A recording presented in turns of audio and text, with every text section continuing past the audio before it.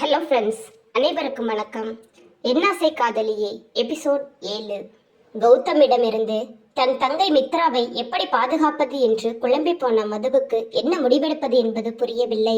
சற்று நேரம் யோசித்தவள் தன் தங்கைக்காக தன் வாழ்க்கையை பணயம் வைப்பதா இல்லை அவளை கைவிடுவதா என தெரியாமல் அவள் குழம்பி போய் நிற்க, கௌதமோ அவள் யோசிப்பதை பார்த்துவிட்டு அமைதியாக இருந்தவன் சற்று நேரம் கழித்து தன் வாட்சியை பார்த்துவிட்டு, உனக்கு டைம் முடிய போகுது, இன்னும் 1 நிமிஷம் தான் இருக்கு, அதுக்குள்ள நீயே முடிவெடுக்கிறியா இல்ல நான் எடுக்கட்டுமா என்று அவன் கேட்க, அப்போது அவனை நிமிர்ந்து பார்த்தவள் கண்களில் கண்ணீருடன் உடலெல்லாம் வேர்த்து கொட்டி ஒரே நடுக்கமாக இருந்தாள்.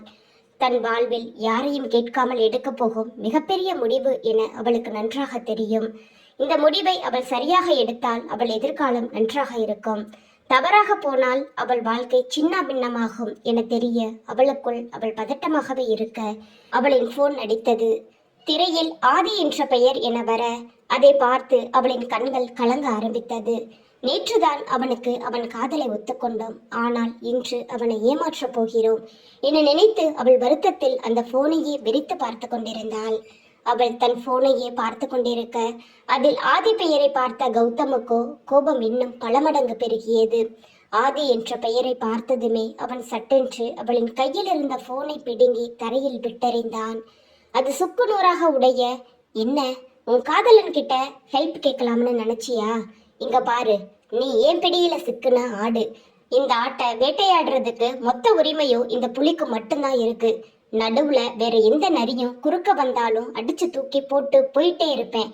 உன் முடிவை இப்ப நீ சொல்றியா இல்ல நான் முடிவெடுக்கட்டா என கேட்க, அவளோ கலங்கிய கண்களுடன், உடனே நான் உன்னை கல்யாணம் பண்ணிக்க சம்மதிக்கிறேன் என கண்களில் நீருடன் வழி நிறைந்த முகத்துடன் அவனை பார்த்து சொன்னாள்.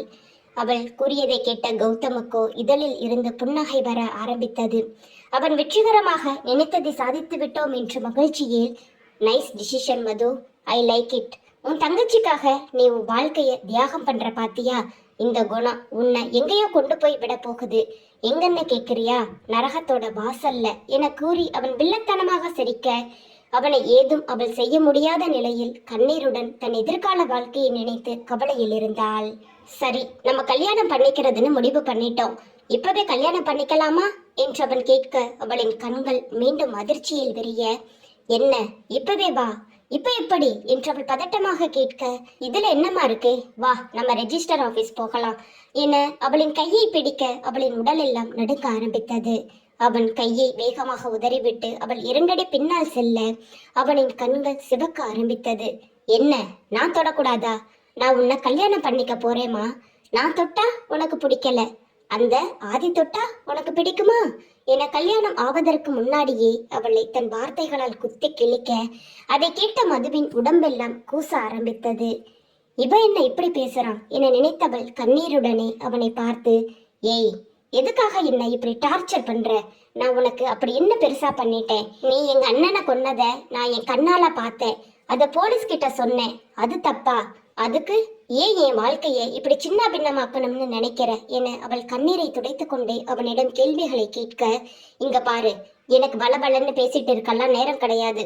நான் என்ன சொல்றேனோ அதை மட்டும்தான் நீ கேட்கணும், புரியுதா? இன்னையிலிருந்து நீ என்னோட அடிமை, இத மண்டையில ஏத்திக்கோ. நான் கண்ணை மூடிட்டு கிணத்துல குதின்னு சொன்னா கூட நீ குதிக்கணும். ஏன் குதிக்கணும், எதுக்கு குதிக்கணும்னு கேள்வி எல்லாம் கேட்டேன்னா என அவன் வில்லத்தனமாக சிரித்து கொண்டே அவளை நெருங்கியவன் அவள் பால் வண்ண வெள்ளை நிறத்தில் உள்ள இடையில் மெதுவாக தன் கைகளை படரவிட அவளுக்கோ உடலில் மின்சாரம் பாய்ந்தது போல இருந்தது. அவள் கூச்சத்தினால் கைகளை இறுக்க மூடிக்கொள்ள கால்கள் கட்டை விரல்களை கீழ்நோக்கி வலிய ஆரம்பித்தது. அவள் உதடுகள் துடிக்க அவனை பார்த்தாள். அவனும் அவளின் செய்கையெல்லாம் பார்த்து கொண்டே இருந்தவன் அவனின் மெதுவான தொடுதல் இப்பொழுது வன்மையான தொடுதலாக மாறியது. அவன் கைகளினால் இடுப்பில் பலமாக அழுத்தத்தை கூட்டி அவள் இடையில் ஆழமாக காயத்தை விட்டு சென்றான். அவளது வெள்ளையான தேகத்தில் அந்த காயம் கண்ணீர் சிவந்தது போல இருக்க அவளுக்கு வழி தாங்க முடியாமல் கண்ணீர் சிந்தினாள். இது வெறும் சாம்பிள் தான் மது, சும்மா இதே மாதிரி நீ என்னை எதிர்த்து பேசின உடம்புல கொஞ்சம் கொஞ்சமா காயத்தை போட்டுக்கிட்டே நான் போவேன், புரியுதா என கூறியவன், ஒழுங்கா என் கூட ரிஜிஸ்டர் ஆபீஸ் வா என கூறிட அவள் ஏதும் பேசாமல் தலை கவிழ்ந்தபடி அவனுக்கு பின்னால் சென்றாள். அவள் மனதுக்குள்ளேயே தன் வாழ்க்கையை நினைத்து நொந்து கொள்ள அவளுக்கு முன்னால் ஒரு கார் வந்து நின்னுட்டு இருக்க அதையும் அவள் கவனிக்காமல் அவனின் ஒவ்வொரு கட்டளைக்கும் கீழ்ப்படியும் பிள்ளை போல அமைதியாக அந்த காரில் ஏறி அமர அவனும் காரை ஸ்டார்ட் செய்து நேராக ரெஜிஸ்டர் ஆபீஸுக்கு வந்தான். இன்று நியூ இயர், அதுவுமா ரெஜிஸ்டர் ஆபீஸ் திறந்திருப்பதை பார்த்த மதுவுக்கு முதலில் அதிர்ச்சியாக இருந்தது. பின் அவளோ அவன் சிரித்துக்கொண்டே உள்ளே செல்வதை பார்த்தவள், இவன் யாரு? ஜெயிலிருந்து வெளியே வந்தவனுக்கு இவ்வளவு செல்வாக்கு எப்படி வந்தது என முதல் முறையாக அவனின் பின்னணியை பற்றி தெரிந்து கொள்ளும் ஆவலில் இருந்தாள். அவன் மெல்ல ரெஜிஸ்டரிடம் சென்றவன், ஹாய் சார், எல்லா ஃபார்மாலிட்டிஸும் முடிச்சிட்டீங்களா? நான் ஃபோன்ல பேசிட்டு இருந்தேனே என கூறிட, எல்லாம் முடிச்சாச்சு தம்பி, நீங்க சைன் பண்ணிட்டு போக வேண்டியது மட்டும்தான் வேலை. உங்களுக்காக மிகப்பெரிய ரிஸ்க் எடுத்து நான் பண்ணிட்டு இருக்கேன். நீங்க என்ன பார்த்து பெருசா கவனிக்கணும் என ரெஜிஸ்டர் சொல்ல, அதெல்லாம் பண்ணிக்கலாம் சார் என கூறிக்கொண்டே மதுவை பார்க்க வாசலில் கைகள் பிசைந்தபடியே மது நின்று கொண்டிருந்தாள். அவளை பார்த்தவன் கண்களில் கோபம் மின்ன, ஏய் அங்க என்ன நின்றுட்டு இருக்க, வந்து பக்கத்துல நில்லு என கூற, அதை கேட்டு அவளோ பயத்தில் வேகமாக கௌதமுக்கு அருகில் வந்து நின்றாள். அந்த ஆஃபீஸர் அவளை பார்த்து, ஹலோ மேடம், இந்த ஃபார்ம்ல நீங்க சைன் போட்டீங்கன்னா ப்ரொசீஜர் ஸ்டார்ட் பண்ணிடலாம் என கூறிட அவளோ அந்த ஃபார்மை வாங்கி பார்த்தாள். அவளது போட்டோ, டேட் ஆஃப் பர்த் என அனைத்தும் தெளிவாக எழுதியிருக்க அவளது சர்டிபிகேட் எல்லாமே பக்காவாக வைக்கப்பட்டிருந்தது. இதை பார்த்து அவளுக்கு ஆச்சரியமாக இருந்தது. தன்னிடம் 10 நிமிஷம் தான் டைம் கொடுத்தான், அதற்குள் மொத்த ஜாதகத்தையும் இங்கே எப்படி கொண்டு வந்தான்?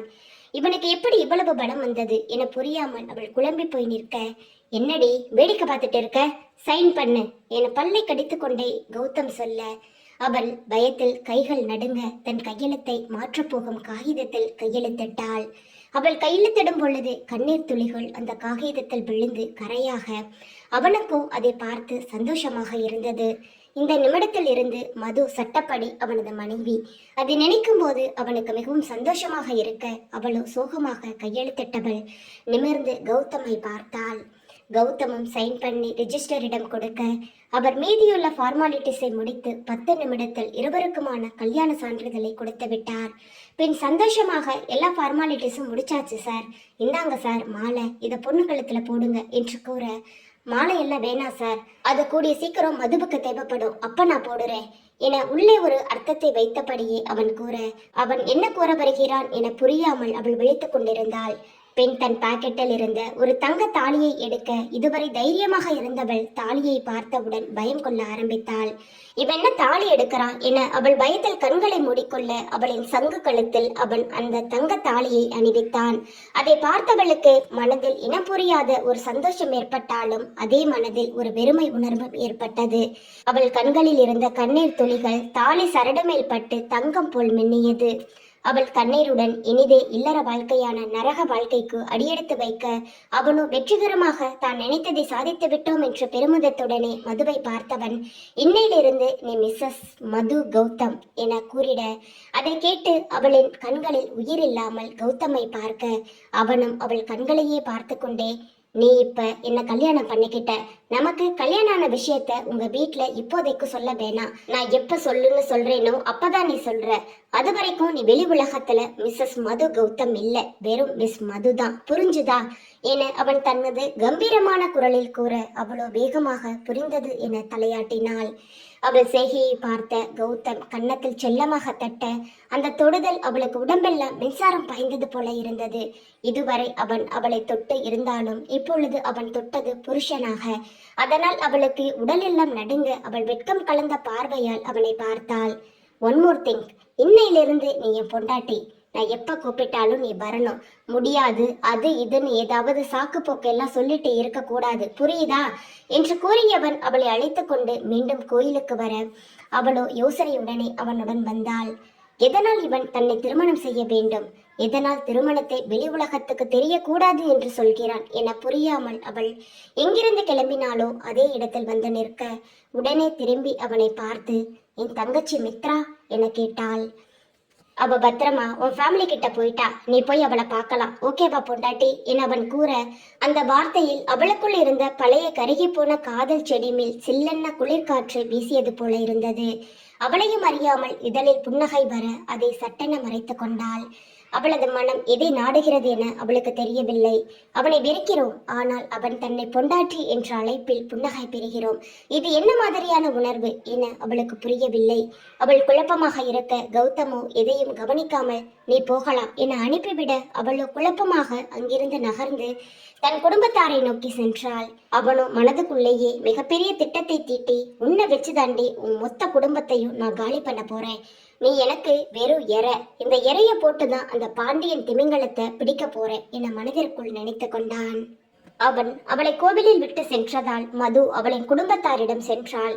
அங்கே மொத்த குடும்பமும் பரபரப்பாக மதுவை காணோம் என தேடிக்கொண்டிருக்க மதுவை பார்த்தவுடனே முதல் ஆளாக காயத்ரி வேகமாக அவளிடம் வந்து எங்கடி போன, உன்னை எவ்வளவு நேரம் தேடுறது, ஏன் உன் போன் ஸ்விட்ச் ஆஃப் வந்தது என பதட்டமாக கேட்டவர் தன் மகள் நன்றாக இருக்கிறாளா என ஆராய்ந்தார். அவள் நன்றாக இருப்பதை பார்த்து நிம்மதியுற்ற காயத்ரி எங்கடி போன, கொஞ்ச நேரத்துக்கு முன்னாடி உன் தங்கச்சி காணாம போய் எங்க எல்லாத்தையும் பயமுறுத்தினா, நீ இப்போ எங்கேயோ போயிட்டு எங்களை பயமுறுத்துறியா என கோபமாக கேட்டுக்கொண்டே மதுவின் கைகளை பலமாக பிடித்து அழுத்த அவளோ என்ன கூறுவது என்று தெரியாமல் அவள் தன் அம்மாவை தயக்கமாக பார்த்தாள். சொல்லடி, எங்க போன என்று அவர் மீண்டும் சத்தமாக கேட்க, இல்லம்மா, மித்ராவை தேடி போறப்போ வழி தவறி எங்கேயோ தெரியாத இடத்துக்கு போயிட்டேன். அங்கிருந்து எப்படி திரும்ப வர்றதுன்னு தெரியல, அதான் கொஞ்சம் வர்றதுக்கு லேட் ஆயிடுச்சு என அவள் தயக்கமாக கூற, நீ என்ன சின்ன குழந்தையாடி வழி தவறி போறதுக்கு, எங்கேயோ போயிட்டேங்கிற, என்ன பொய் சொல்றியா, மது உண்மையை சொல்லு, எங்க போன என அவர் பிடிவாதமாக கேட்டுக்கொண்டிருக்க, அம்மா சத்தியமா நான் வழி தவறிதாமா போயிட்டேன். எனக்கு இந்த ஊர் புதுசு, எப்படி திரும்பி கோவிலுக்கு வர்றதுன்னு எனக்கு தெரியல. அங்க இருந்த ஒரு பெரியவர் தான் எனக்கு வழிகாட்டினாரு என அவள் பொய்யை உண்மை போல் ஆணித்தரமாக கூறினாள். அவள் மிகச்சிறந்த நடிகை என பெயர் பெற்றவள். திரையில் காண்பிக்கும் அவளது நடிப்பு திறமையை இப்பொழுது தன் குடும்பத்திற்கு முன்னாலும் காட்டினாள். எல்லோரும் அவள் கூறியதை உண்மை என நினைத்து அவளை அதற்கு மேல் கேள்வி கேட்காமல் விட்டுவிட, ஆனால் காயத்ரிக்கு மது மீது சிறிது சந்தேகமாக இருந்தது. என்னதான் மது பெரிய நடிகையாக இருந்தாலும் அம்மாவுக்கு தெரியாதா தன் குழந்தையின் உடல் அசைவுகளை வைத்து அவள் நடிக்கிறாள் என தெரிந்தாலும் இப்பொழுது எதுவும் கேட்க வேண்டாம் என்று நினைத்த காயத்ரி சரி வா என அவளை அழைத்து கொண்டு கோவிலுக்குள் நுழைய அங்கே மித்ரா கிறக்கமான நிலையில் அமர்ந்திருந்தாள். அதை பார்த்த உடனே அவளின் கண்கள் பதட்டமாக காயத்ரியிடம், அம்மா மித்ராவுக்கு என்ன ஆச்சு, அவ நல்லா தானமா இருக்கா, அவ எப்படி திரும்பி வந்தா என அடுக்கடுக்காக கேட்டுக்கொண்டே செல்ல, ஏய் பதறாத, உன்ன மாதிரி அவளும் சுத்தி பார்க்கறேன்னு போய் எங்கேயோ மயக்கம் போட்டு விழுந்துட்டா, இந்த ஊர் பசங்க தான் கொண்டு வந்து விட்டுட்டு போறாங்க என்று கூறிட, அவளோ ஒருவேளை கௌதம் ஆட்கள் கூட்டி வந்திருப்பார்களோ என நினைத்து அவளிடம் வேகமாக வந்து மித்ரா மித்ரா என தன் தங்கையை தட்டி எழுப்பினாள். ஆனால் மயக்கமாக அவளை பார்த்து மது என சோர்வாக அழைத்த மித்ரா மீண்டும் மயக்கம் போட்டு விழ மதுவுக்கு பயமாக இருந்தது.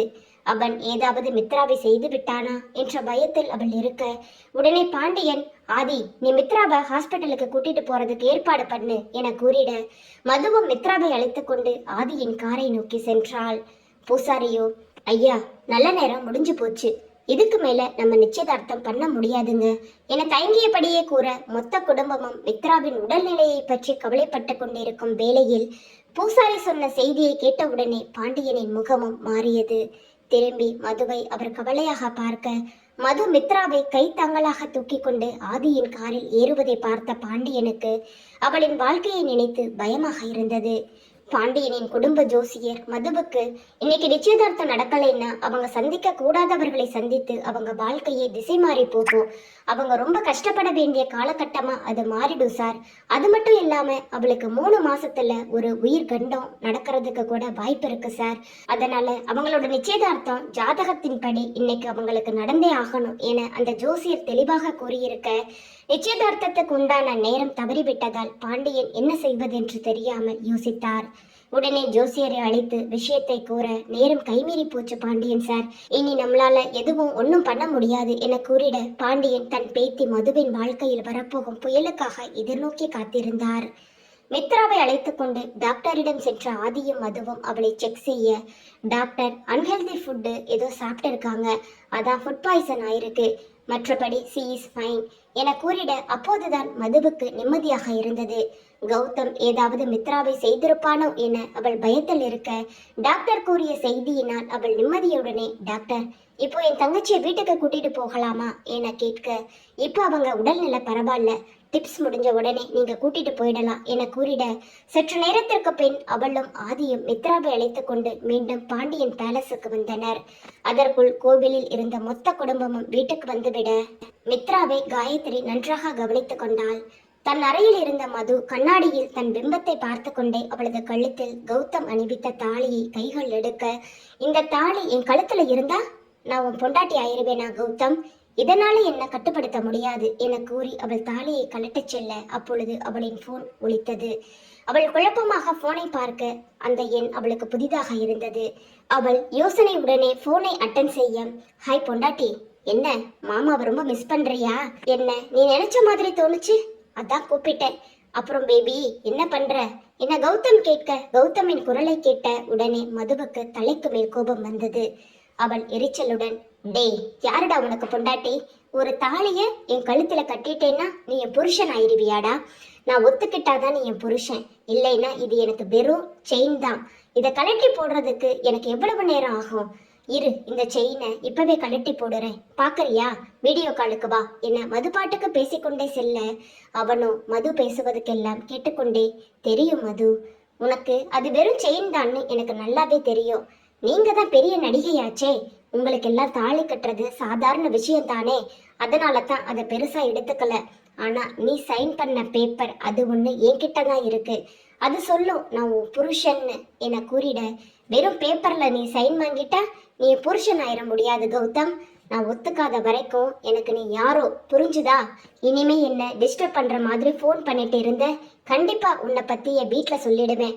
அப்புறம் அவங்களே உன்னை டீல் பண்ணுவாங்க. என் தங்கச்சியை வச்சு இனிமே பிளாக்மெயில் எல்லாம் உன்னால பண்ண முடியாது. ஏன்னா என் தங்கச்சிக்கு நான் ஃபுல் செக்யூரிட்டி போட்டு இருக்கேன். அவள் நிழல கூட உன்னால இனிமேட்டுக்கு நெருங்க முடியாதுடா என அவள் கர்வமாக கூற, அவனும் நக்கலாக சிரித்து கொண்டே, மது மது மது, நீ என்ன ரொம்ப தப்பா ஜட்ஜ் பண்ணிட்டே இருக்க. நீ நினைக்கிறத விட ரொம்ப ரொம்ப கெட்டவன் மதுனா. இப்போ உனக்கு ஒரு வீடியோ வரும், அதை பார்த்துட்டு நீ எனக்கு கால் பண்ணுவ, பாய் என கூறி அவன் போனை வைத்துவிட, அவளின் புருவங்கள் யோசனையில் முடிச்சிட்டது. இவ என்ன வீடியோவை பத்தி பேசுறா என அவள் யோசித்துக் கொண்டிருக்கும் பொழுதே அவளது போனில் மெசேஜ் டோன் கேட்டது. உடனே அதை ஓபன் செய்து பார்க்க, மித்ராவின் கைகளில் யாரோ சிரஞ்சி வைத்து குத்துவது போலவும், அதனால் அவள் போதையில் உளறிக் கொண்டிருப்பதையும் பார்த்த அவளின் கண்கள் அதிர்ச்சியில் வெறிய ஆரம்பித்தது. மித்ரா போதையில், என்னடா கையில குத்துற, வலிக்குது என புலம்பிக் கொண்டே இருக்க, அந்த மர்ம ஆசாமியோ மித்ராவை வெறியுடன் பார்த்து கொண்டே, இத குத்துனா நீ சொர்க்கத்துக்கே போகலாம் என கூறிட, அப்ப நல்லா குத்து என அவள் கைகளை அவன் குத்துவதற்கு வாட்டமாக நீட்டினாள். அந்த வீடியோ அதோடு கட்டாகி இருக்க, மது பயத்துடனே கௌதமுக்கு அழைக்க, என்ன வீடியோ பாத்தியா? மது, என்னன்னு உனக்கு புரிஞ்சிருக்காதுன்னு தெரியும், நானே சொல்றேன். உன் தங்கச்சி உடம்புல ஸ்லோ பாய்சன் ஒன்று கலந்துருக்கேன். அதை எந்த டாக்டராலையும் அவ உடம்புக்குள்ள இருக்கிறத கண்டுபிடிக்க முடியாது. இதுல எப்படி அவளுக்கு சிகிச்சை பார்க்க முடியும்? அதுக்கு உண்டான ஆன்டிடாட் எனக்கு மட்டும்தான் தெரியும். அந்த பாய்சன் அவ உடம்புல பரவாம இருக்கணும்னா நான் ஆன்டிடாட் கொடுத்துக்கிட்டே இருக்கணும். அப்ப நான் மட்டும்தான் அவள் உயிர் வாழலாம். இல்லைன்னா அவ சாவறத உன்னால தடுக்க முடியாது. அவ உடனே எல்லாம் சாக மாட்டா. மினிமம் 6 மாசம் ஆகும். அந்த 6 மாசமும் அவ நரக வேதனை அனுபவிப்பா. அது எப்படின்னா, முதல்ல கை கால் விளங்காம போகும். அப்புறம் மூச்சு விடுறதுக்கே வென்டிலேஷன் சப்போர்ட் தான் தேவைப்படும். அப்புறம் மூளை கொஞ்சம் கொஞ்சமா செயலிழந்து கொண்டே இருக்கும் என அவன் சொல்லிக்கொண்டே செல்ல, அவளுக்கு கண்களில் கண்ணீர் வந்தது. டேய் நாயே, என் தங்கச்சி உனக்கு என்னடா பாவம் பண்ணா? அவ சின்ன குழந்தடா, அவளுக்கு போய் நீ இப்படி பண்ணியிருக்கியே, நீ நல்லா இருப்பியாடா என அவள் கண்ணீருடன் கேட்க, நான் எல்லாம் நல்ல சாவே சாவ மாட்டேன்னு எனக்கே நல்லா தெரியும். மது, உனக்கு உன் தங்கச்சி உயிரோட வேணும்னா நான் சொல்றதை கேட்கறத தவிர உனக்கு ஆப்ஷனே கிடையாது. இப்போ என்னோட ஃபர்ஸ்ட் டிமாண்ட சொல்றேன், நல்லா கேட்டுக்கோ என அவன் கூற, அவளின் இதயம் படபடப்பாக துடிக்க ஆரம்பித்தது. இக்கதை மலரும். இக்கதையை தொடர்ந்து பார்க்கறதுக்கு சேனலை சப்ஸ்கிரைப் பண்ணிக்கோங்க. இந்த வீடியோ உங்களுக்கு பிடிச்சிருந்துச்சுன்னா ப்ளீஸ் லைக் பண்ணுங்க. Thank you friends.